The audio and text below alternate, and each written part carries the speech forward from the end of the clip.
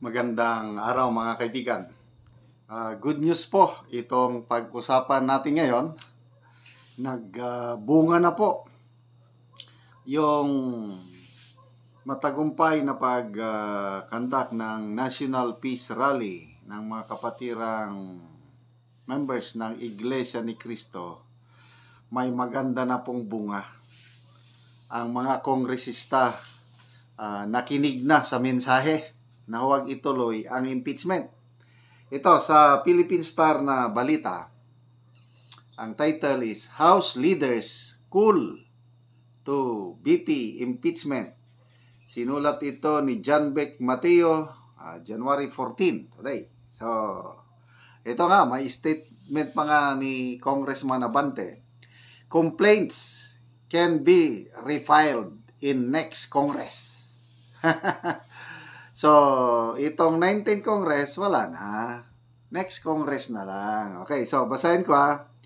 Several leaders of the House of Representatives are not inclined to tackle the impeachment complaints against Vice President Sara before the May elections.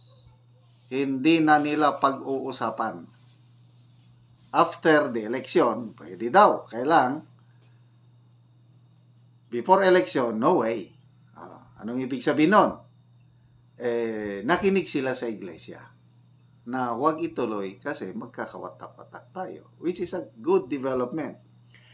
So, sa interview ng Historicon, One News yesterday, si Congressman Benny Abante nagsabi na several leaders he had talked were more amenable to his position against tackling the complaints before the elections or before the end of the current Congress. Nag-usap-usap daw sila kahapon tungkol nito. Okay? So, ito yung exact word ni Congressman Abante. I don't think we should even tackle the impeachment complaints now.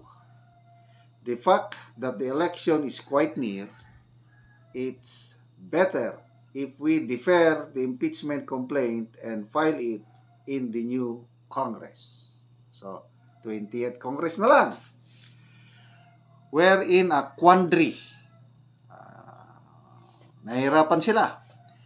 We're in a quandary as to what the leadership will do about that.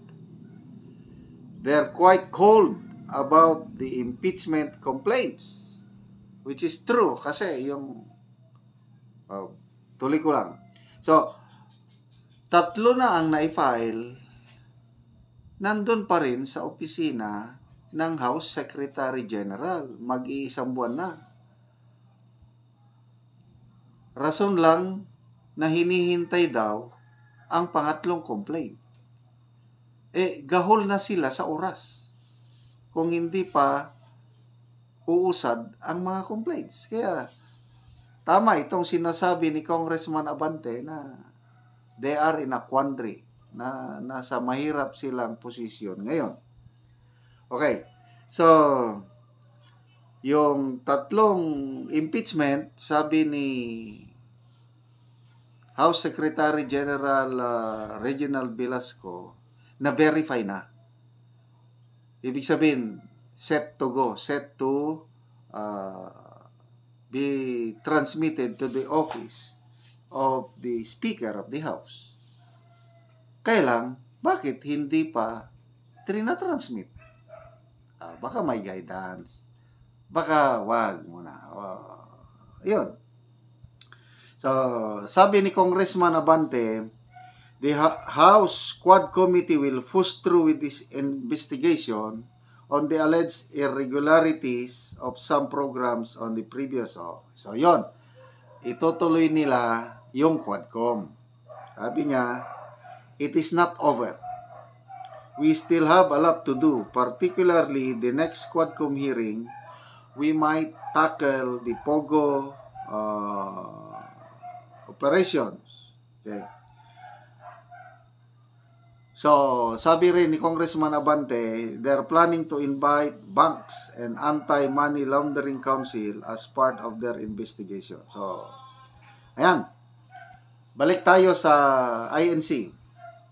As uncertainties remain over the direction of the impeachment, complaints against Duterte, a party list lawmaker called on the Iglesia ni Cristo to stop shielding Duterte from allegations of massive corruption. So ito na ulit, pumapil na naman si Congresswoman Franz Castro. Wala na.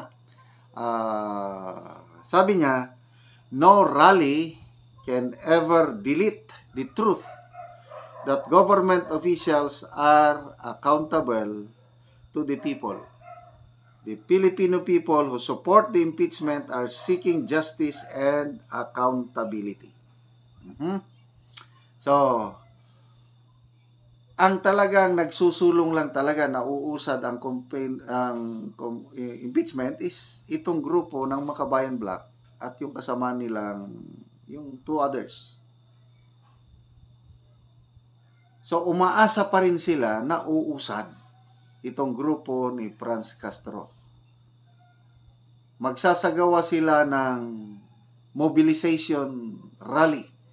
Magsasagawa sila ng signature drive to pressure or to push the congressmen to sign the resolution para ma-endorse ang complaint. Kaya lang, yan sa grupo ni Franz Castro. Kaya lang, itong si Congressman Abante, a very senior member of the 19th Congress, yung sinasabi niya, ako naniniwala dito na amenable yung mga kasama niya na wag na lang munang itakel. So, balita, wala pa ring balita ngayon na ang sumabog ng balita yung pagkatanggal ni Congressman Saldico as chairman ng Committee on Appropriations. Dapat sana kung interesado ang House leadership na isulong ang impeachment complaint, dapat ngayon meron ng update na umuusad na. The fact na walang umuusad, tapos ito pa ang statement ng isang senior House leader, Congressman Abante, talagang malabo na. So, salamat naman.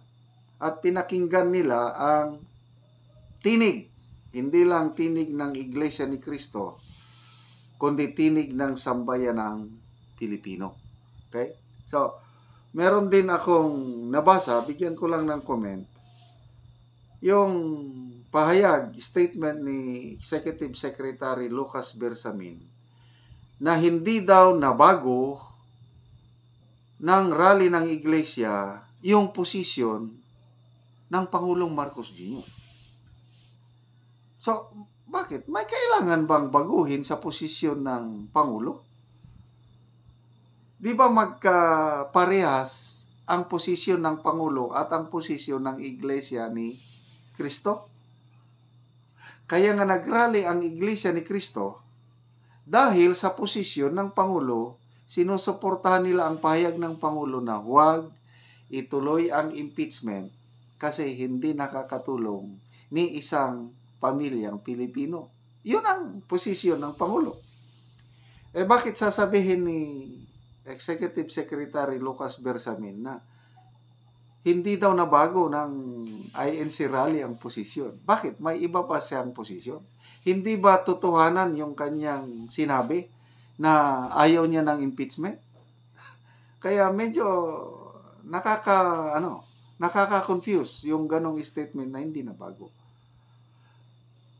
Hindi pakay ng Iglesia ni Cristo na baguhin ang posisyon ng Pangulo, bagko sinuportahan.